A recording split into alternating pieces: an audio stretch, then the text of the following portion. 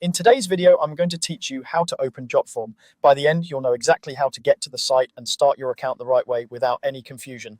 First, open your preferred web browser and head to jotform.com. Type it carefully into the address bar and press enter. A quick tip: look for the padlock icon next to the URL to confirm you're on the secure official website. If you plan to use Jotform often, consider bookmarking the page so you can return in one click later. If the site doesn't load, try refreshing, checking your internet connection, or briefly disabling strict content blockers that might interfere. Once the homepage loads, look to the top right corner and click sign up for free. This is the button that begins your account creation. If you're on a mobile device and don't immediately see it, tap the menu icon at the top and you should find the sign up option there. Make sure you're choosing sign up and not log in, since this walkthrough is for creating a new account.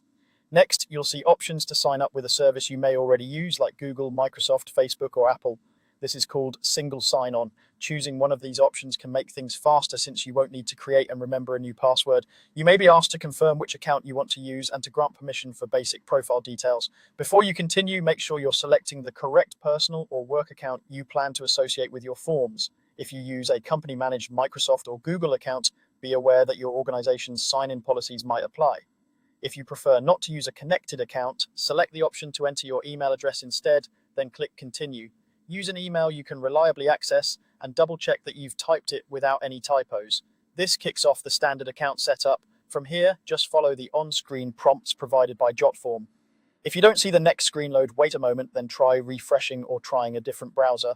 Also, keep an eye on your inbox in case Jotform asks you to confirm your email to complete the process. That's it. You've gone to jotform.com, clicked sign up for free, chosen a sign-in method that suits you, or entered your email and continued. Once you complete those on-screen prompts, you'll be all set to access your Jotform dashboard and start building forms.